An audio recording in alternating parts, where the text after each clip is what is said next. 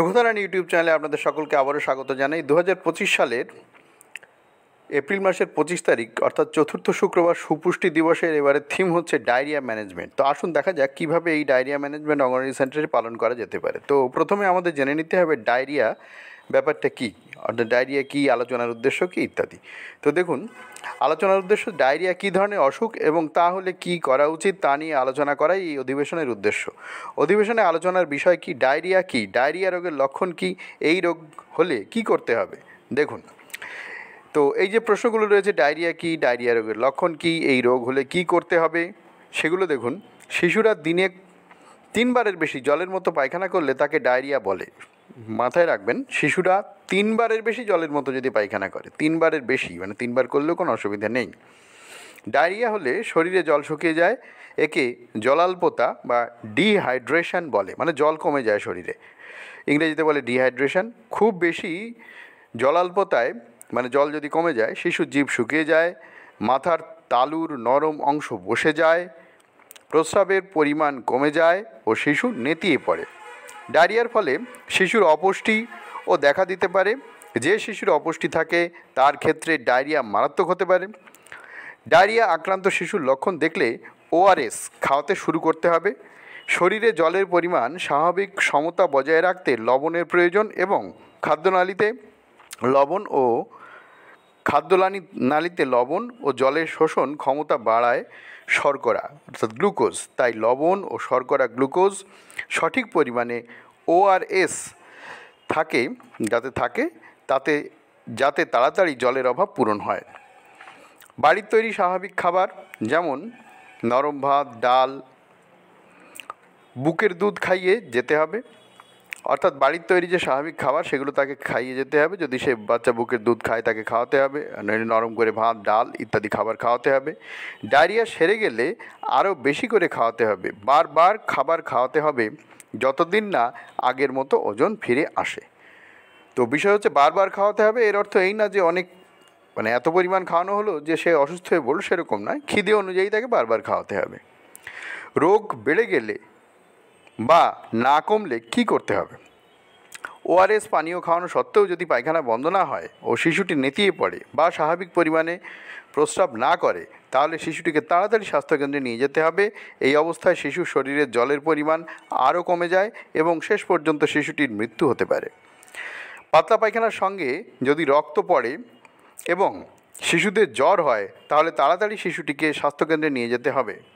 ORS প্রস্তুতির প্রণালী: 1 litre বিশুদ্ধ পানীয় জল, স্বাস্থ্য দপ্তর থেকে পাওয়া ওআরএসের পুরো প্যাকেট মেশাতে হবে। অর্থাৎ স্বাস্থ্য দপ্তর থেকে পাওয়া যে ওআরএসের প্যাকেট আছে সেই প্যাকেটটা 1 লিটার বিশুদ্ধ পানীয় জলের মধ্যে মেশাতে হবে। বারবার এই মিশ্রণ শিশুকে খাওয়াতে হবে। 24 ঘন্টার মধ্যে এই ওআরএস মিশ্রণ ব্যবহার করলে 24 ঘন্টার মধ্যে এই ওআরএস মিশ্রণ ব্যবহার করে ফেলতে হবে। অর্থাৎ এই যে ওআরএসটা বানানো হলো 1 লিটার জলে 1 প্যাকেট, সেটা 24 ঘন্টার বেশি সেটা আর খাওয়ানো যাবে না। যদি থেকেও থাকে ফেলে দিতে হবে, ব্যবহার করে ফেলতে হবে বা খাইয়ে ফেলতে হবে বা ফেলে দিয়ে অন্য মিশ্রণ তৈরি করতে হবে। এই জায়গাটা কিন্তু খুব ইম্পর্ট্যান্ট। কোনো ওআরএস 1 লিটার জলে গোলার পরে সেই ওআরএস কিন্তু 24 ঘন্টার মধ্যে শেষ করতে হবে। হয় খাইয়ে শেষ করতে হবে অথবা যদি বেশি থেকে থাকে সেটা ফেলে দিয়ে নতুন একটা মিশ্রণ তৈরি করতে হবে। এটা কিন্তু ভেরি ভেরি ইম্পর্ট্যান্ট। ওআরএসের এক্সপায়ারি 24 ঘন্টায় হয়ে যায়। তারপরে দেখুন, সবসময় পরিচ্ছন্ন থাকা চাই। ডায়রিয়া হলে জিঙ্কের বড়ি ওআরএসের বিকল্প নাই। দেখুন কি বলছে, ডায়রিয়া বলতে কি বুঝিয়ে, লক্ষণগুলো কী বুঝিয়ে বলতে হবে যেগুলো 2 মাসের চেয়ে কম বয়সী শিশুদের ক্ষেত্রে ডায়রিয়া। দেখুন, যিনি শিশুর দেখাশুনো করেন তিনি যদি জানান যে শিশুর পায়খানা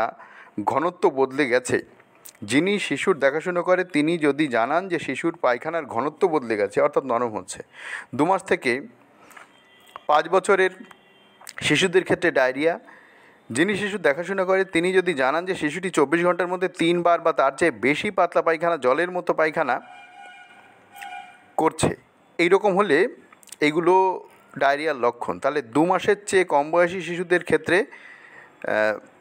পায়খানার ঘনত্ব কমে যাচ্ছে, এই ব্যাপারটা থাকতে পারে। আর 2 মাস থেকে শুরু করে 5 বছরের শিশুটা 3 বারের বেশি পাতলা পায়খানা যদি করে। কোনটি ডায়রিয়া নয়?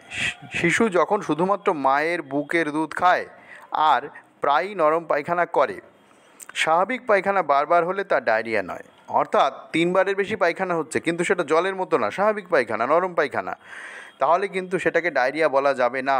ডায়রিয়ার অর্থ হচ্ছে 2 মাস থেকে 2 মাসের বেশি বয়স, 5 বছর পর্যন্ত বাচ্চা, তাদের যদি দিনে 3বারের বেশি পাতলা পায়খানা হয় সেটাই ডায়রিয়া। কিন্তু 3বারের বেশি যদি নরম পায়খানা হয়, মানে পাতলা পায়খানা যদি না হয়, স্বাভাবিক পায়খানা হয়, সেটা কিন্তু ডায়রিয়া নয়।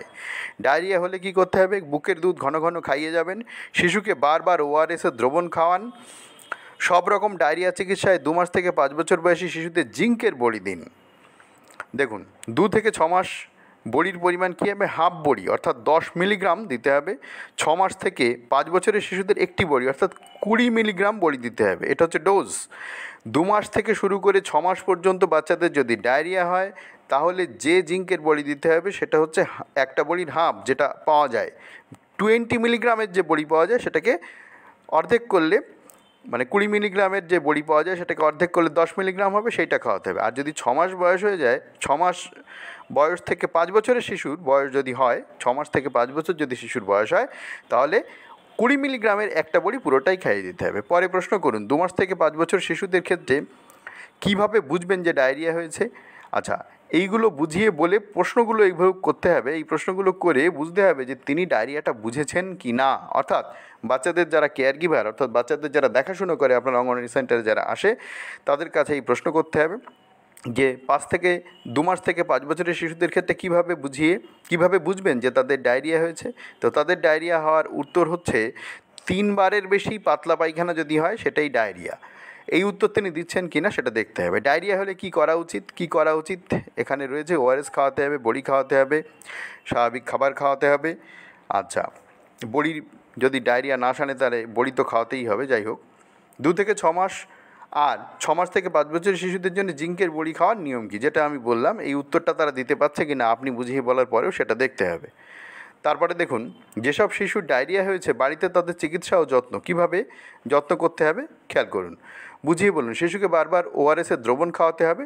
যে সমস্ত শিশুর কেয়ার গিভাররা, অর্থাৎ শিশুকে যারা লালন পালন করে, যারা আপনার সেন্টারে আসে, তাদেরকে বুঝিয়ে বলতে হবে। সেটা কি বলতে হবে? দেখুন, বুঝিয়ে যেটা বলতে হবে, শিশুকে বারবার ওআরএসের দ্রবণ খাওয়াতে হবে। 6 মাস বা তার বেশি বয়স হলে বুকের দুধ ছাড়াও বাড়িতে তৈরি এক বা একাধিক পানীয় দিতে হবে। নিচের কয়েকটি উপকারী অপকারী পানীয়র তালিকা দেওয়া হলো। উপকারী হচ্ছে বুকের দুধ, দইয়ের ঘোল, সবজি, স্যুপ, চিনি ছাড়া টাটকা ফলের রস কিন্তু চিনি মেশানো যাবে না, সেদ্ধ ডাল, পাতলা পরিশ্রুত পানীয় জল। আচ্ছা, অপকারী খাবার কী কী? দেখুন, শিশু যদি শুধু বুকের দুধ খায় তাহলে আর অন্য কোনো তরল একেবারেই দেবেন না। শিশু যদি শুধুমাত্র বুকের দুধ খায়, আর কিছু খাওয়ানোর যদি দরকার না হয় স্বাভাবিকভাবে, তাহলে আর কিছু তাকে অন্য খাবার দেওয়ার দরকার নেই, শুধু বুকের দুধ খাইয়ে যান।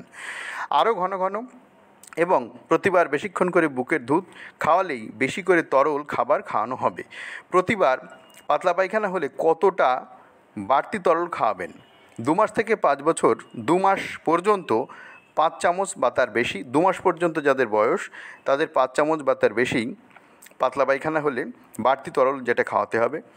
4 মাস থেকে 12 মাস পর্যন্ত 1/4 থেকে হাফ কাপ বা তার বেশি। আবার 24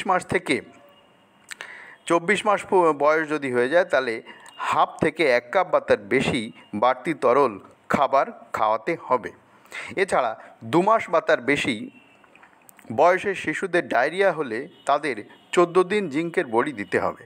যে লক্ষণগুলো দেখলে শিশুকে স্বাস্থ্যকেন্দ্রে পাঠাতে হবে, নিম্নলিখিত যে কোনো 2টি লক্ষণ দেখলে তখনই শিশুকে বাড়ির কাছাকাছি স্বাস্থ্যকেন্দ্রে নিয়ে যেতে হবে।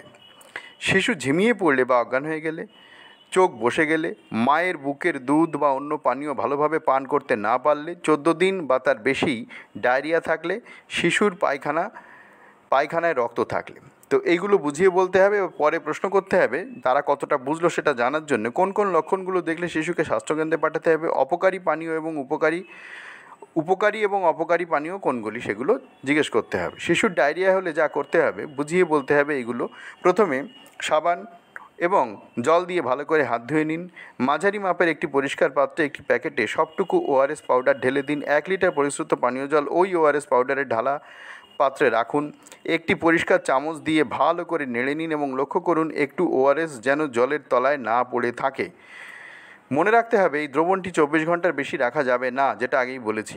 জিঙ্কের বড়ি খাওয়ানোর পদ্ধতি: একটি পরিষ্কার চামচ নিন, তার উপরে হাফ জিঙ্কের বড়ি শিশুর যদি বয়স 6 মাসের কম হয়, বা একটি জিঙ্কের বড়ি শিশুর যদি বয়স 6 মাসের বেশি হয় তাহলে রাখুন। সাবধানে বড়িটির উপর পানীয় জল ঢালুন। লক্ষ্য রাখুন যাতে চামচ থেকে জল উপচে না পড়ে। কখনও বড়ি সমেত চামচ জলের পাত্রে ডোবাবেন না। চামচটি আস্তে আস্তে নাড়তে থাকুন যাতে সম্পূর্ণ বড়িটি গুলে যায়। এরপর শিশুকে দ্রবণটি খাইয়ে দিন। এইভাবে খাওয়াতে হবে জিঙ্কের বড়ি। আর এই যে ছবি দেওয়া রয়েছে কীভাবে হাতটা ধুতে হবে। এবার প্রশ্ন করতে হবে ওআরএসের দ্রবণ কীভাবে তৈরি করবেন, জিঙ্কের বড়ি কীভাবে খাওয়াবেন, ওআরএসের দ্রবণ কতক্ষণ খাওয়ার উপযোগী থাকে। এই প্রশ্নগুলো করে জানতে হবে তারা সঠিকভাবে শিখলো বা জানলো কি না। তারপরে দেখুন ডায়রিয়া প্রতিরোধের উপায়, স্বাস্থ্যবিধি, পরিচ্ছন্নতা বুঝিয়ে বলতে হবে সেগুলো হলো নিরাপদ পানীয় জল। ডায়রিয়া অন্যান্য জলবাহিত রোগ থেকে মুক্তি পেতে গভীর নলকূপের জল বা পরিশ্রুত জল পান করতে হবে। প্রয়োজনে জল ফুটিয়ে খেতে হবে। নলকূপের চারিদিক পরিষ্কার রাখতে হবে। বাড়ির চারধারে জল জমতে দেওয়া যাবে না। পানীয় জল পরিষ্কার পাত্রে ঢাকা দিয়ে রাখতে হবে। হাত ডুবিয়ে জল নেওয়া যাবে না। জল তোলার জন্য লম্বা হাতলযুক্ত মগ ব্যবহার করতে হবে। এগুলো আপনারা আগেও শুনেছেন বা জানেন। সাবান দিয়ে হাত ধোয়া। শৌচালয় ব্যবহার করার পর, শিশুর মলমূত্র পরিষ্কার করার পর, শিশুর খাবার তৈরি করার আগে, নিজে খাওয়ার আগে, শিশুকে খাওয়ানোর আগে সাবান দিয়ে ভালোভাবে হাত ধুতে হবে। যে শিশু নিজে হাতে খেতে পারে তাদের ক্ষেত্রে খাওয়ার আগে এবং শৌচের পরে সাবান দিয়ে হাত ধোয়া বাধ্যতামূলক। স্বাস্থ্যসম্মত শৌচালয় ব্যবহার করতে হবে। খোলা মাঠে মলত্যাগ করার বদঅভ্যাস ত্যাগ করার জন্য সচেতনতা বাড়াতে হবে, না হলে ডায়রিয়ার মতো রোগ প্রতিরোধ করা সম্ভব নয়। শিশুর মলত্যাগ করার পর সেই মল যেখানে সেখানে না ফেলে নির্দিষ্ট নিরাপদ স্থানে অর্থাৎ স্বাস্থ্যসম্মত শৌচালয়ে ফেলতে হবে। বাড়িঘর পরিষ্কার রাখতে হবে। যেখানে সেখানে আবর্জনা ফেলা বন্ধ করতে হবে। খেয়াল রাখতে হবে যাতে বাড়ির চারিপাশে নোংরা বা জমা জল পড়ে না থাকে। এতে মাছিবাহিত রোগের প্রকোপ কম হবে। শিশুকে খাওয়ানোর আগে শিশুর খাবারের থালা, বাটি, চামচ ইত্যাদি সাবান দিয়ে পরিষ্কার করে ধুয়ে নিতে হবে। খাওয়ার শেষে অবশিষ্ট খাবার ঢাকা দেওয়া আবর্জনা ফেলার একটি নির্দিষ্ট পাত্রে ফেলতে হবে। এইবারে দেখুন কী কী প্রশ্ন করতে হবে, এগুলো তারা বুঝলো কি না। ডায়রিয়া হলে পানীয় জলের বিষয়ে কী ধরনের সাবধানতা নিতে হবে, কোন কোন সময়ে সাবান দিয়ে হাত ধুতে হবে, স্বাস্থ্যসম্মত শৌচালয় ব্যবহার করতে হবে কেন। দেখুন আমরা অনেক সময় খাওয়ার আগে হাত না ধুয়ে খাওয়ার পরে হাত ধুই, কিন্তু খাওয়ার পরে হাত ধোয়ার চাইতে খাওয়ার আগে হাত ধোয়ার বেশি গুরুত্ব। আমি বলছি না খাওয়ার পরে হাত ধোবেন না, কিন্তু এইটা বুঝতে হবে যে খাওয়ার আগে হাত ধোয়াটা কিন্তু বেশি গুরুত্বপূর্ণ। যে কারণে খাওয়ার আগে হাত যদি আমরা না ধুতে পারি বা না ধুই তাহলে কিন্তু আমাদের এই ধরনের রোগ আরও বেশি করে আসবে। সেই সঙ্গে শৌচের পরে অবশ্যই সবার হাত ধুতে হবে, শিশুর হাত ধোয়াতে হবে এবং যারা শৌচের পরে পরিষ্কার পরিচ্ছন্ন করে দেন তাদের হাত ধোয়াতে হবে। শিশুকে খাওয়ানোর আগে নিজের হাত ভালো করে ধুয়ে নেবেন। যে শিশু নিজে খায় তার হাত ভালো করে ধুয়ে নেবেন। এই রকমভাবে আমাদের কিন্তু ডায়রিয়ার বিরুদ্ধে লড়াই করতে হবে। এবং ওআরএস কীভাবে তৈরি করতে হবে, সবচেয়ে বড় কথা ওআরএস কিন্তু 24 ঘন্টার বেশি থাকে না, তারপরে এক্সপায়ার হয়ে যায়। সুতরাং যেটুকু ওআরএস আপনি খাওয়াতে পেরেছেন সেটুকু খাওয়ালেন, যদি না খাওয়াতে পারেন সেটা ফেলে দিতে হবে। এই রকম নিয়মে কিন্তু আমাদের চলতে হবে। আর যা যা আলোচনা হলো এগুলো অঙ্গনওয়াড়ি সেন্টারে আমাদের বেনিফিশিয়ারি যারা আছেন তাদের সঙ্গে এই আলোচনাগুলো করে নিতে হবে। এবং এই সুপুষ্টি দিবসটা আমাদের ফ্লোচার্ট এইখানে দেওয়া রয়েছে। কিভাবে আমরা পোষণ ট্র্যাকারে আপলোড করব সেটা সিবিইতে গিয়ে এটা কিন্তু আমাদের আপলোড করতে হবে। এই ক্ষেত্রে ডেটটা হবে হচ্ছে 25শে এপ্রিল 2025। আর এর থিমটা হবে হচ্ছে সুপোষণ দিবস। আপনারা আগেও করেছেন, আশা করি বুঝতে পারছেন। ডেটটা কিন্তু সিলেক্ট করতে হবে 25/4/25 আর থিম হবে সুপোষণ দিবস। আশা করি আপনারা বুঝতে পেরেছেন। ভিডিও ভালো লাগলে লাইক করবেন এবং সমস্ত অঙ্গনওয়াড়ি কর্মীদের মধ্যে এগুলো শেয়ার করে দিন যাতে তারাও বুঝে শুনে নিয়ে এই কাজগুলো করে নিতে পারে। এবং চ্যানেলে নতুন হলে প্লিজ চ্যানেলটাকে সাবস্ক্রাইব করে সঙ্গে থাকুন এই ধরনের ভিডিওর আপডেট সবার আগে পাওয়ার জন্য। ভালো থাকবেন, দেখা হবে পরের ভিডিওতে।